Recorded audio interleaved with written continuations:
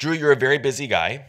This is the second movie you've directed. The first was Cabin in the Woods. You wrote The Martian. You wrote Chronicle, World War Z. You're an exec producer on The Good Place, the Ted Danson sitcom. So, with all of the stuff that you have going on in your professional life, how much of a long time coming was this screenplay for you? Yeah, I tend to think about screenplays for a long time while I'm working on other stuff that's part of the process. I probably thought about this one for a couple of years. And I was doing The Martian, and I tend to think about whatever's the opposite of whatever I'm doing. So The Martian was, about one character on a big planet, and it was spanned across the globe, the story. So this one I was very much about ensemble cast, one location, dark crime film. That wasn't intentional, but the brain kind of wants to do the opposite. And so I was thinking about it while I was working on The Martian, and then around 2016, I decided, okay, it's about time. So I started writing. And what came first, the character types or the themes or the plot? How did it all come together? Yeah, it's always so hard with creativity, but it sort of, it was a few things. I knew I wanted, I love the idea of just doing an ensemble cast. I think I'd been working on something with a lot of previs, and I was lamenting to my wife. I said, my next film is just going to be a bunch of actors in a room talking. I'm so tired of visual effects. And so I like the idea of just starting a film where everyone's checking into a hotel, and let's see where this takes us. So that was the basic idea, and sort of a lifelong intoxication, I would say, with crime cinema and crime fiction, and wanting to play around in that genre. So I had that first scene, and then very quickly, the priest jumped out at me. The priest and the singer, very much the twosome that you see walk out at the end. They were the first two characters in my mind. I don't think that was accidental. There's something about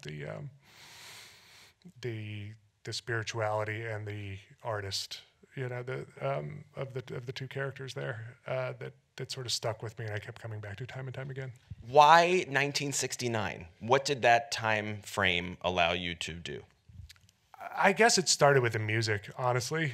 Like I just love the music, and I very quickly realized that the movie was about the music, not just the songs on the soundtrack, but the act of making music in difficult times. And so for me, I think I just happen to love the music of the 60s, but the reason I love it is not just because it's incredible. It's that it's a reaction to what was happening in the world, and what was happening in the world was this incredible volatile political situation, and the music was almost revolutionary, especially if you look at the soul music. A lot of the songs I chose for Cynthia to sing, they're so poppy and infectious and fun. And then you listen to the lyrics, and they're heartbreaking. They're heartbreaking and lonely. And that juxtaposition has always been attractive to me. The idea that we find such heartbreak, but can deliver our heartbreak in such a way that is so catchy, for lack of a better word. I always love that. And so I think it started there. I also just happen to love the 60s. There's just something fun. It's like, okay, you get to direct a movie. Well, what are the fashions going to be? Let's go to the 60s. What do we want the sets to look like? Let's do 60s wallpaper. It happened organically. I've read articles and interviews that you've given where you talked about how you and your cast took cuts in pay from what you were usually making. What were the conversations that you had with this A-level cast to let them know that, yes, you couldn't pay them as much, but you would make it worth their while? I mean, it just started with the script, because it's not like I'm a great salesman. I'm not going to talk anyone into anything. I can send them the script and say, here's the script, here's the part. I really believe in this. I really believe in what we're going to do here. And in order to do this, we can't be expensive. I mean, studios, I get it. I'm a business partner with them. I want to make this make sense. And so you have to say to them, look, it starts with me, quite frankly. It's like, if I'm going to take large, giant pay cuts, I'll put my money where my mouth is, because I believe in this. And I think that works when you just have to put your money where your mouth is. And the truth is, I think actors love to act and they love art, and they're not making a lot of movies like this right now. And so I think they were very excited to get to do all of those things. My favorite performance, not to play favorites, but I will, is Cynthia Erivo. I'm such a huge fan of hers from her stage work, particularly in Color Purple, where she won a Tony. I feel like in watching this movie, who else could have done that? I mean, I don't know. I don't think anyone. And I sort of I knew how hard this part was going to be to cast, but you just sort of barrel ahead and hope for the best. But it was very important to me that we sing live, not just because I don't like lip syncing, but because to me, as I mentioned, the movie is about the act of singing, the act of singing when no one knows you're watching, the idea that what does a singer do when she's alone? To me, that's what gets her through the night. And so I knew in order to get that, we needed someone to sing live, and I knew we were going to be very ambitious with our camera work. So I needed someone who could sing live over and over and over.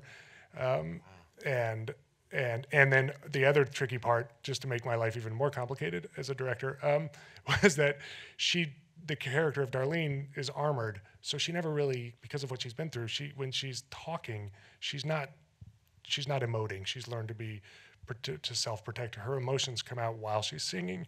That's how she expresses her emotions. So I needed someone who could also act and sing and do all of this repeatedly over and over and over.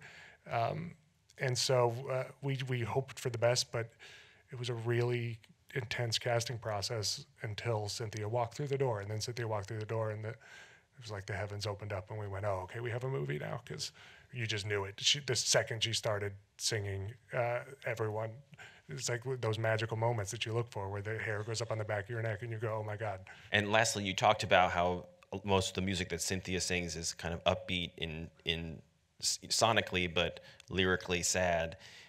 What was your process for kind of combing through these classic, mostly Motown songs and picking them, and what was it like to present them all to Cynthia? It was really fun. She understood this character. I think she understood this time sort of inherently. And so it was very much just mentioned. We talked a lot about just as though it was a scene rather than a song.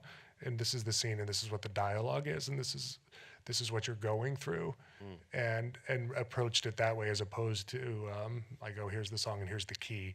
It was much more about, let's talk about the emotion that we're going through, and let her, and then she would take it and find the key and find the tempo to sort of match the emotion.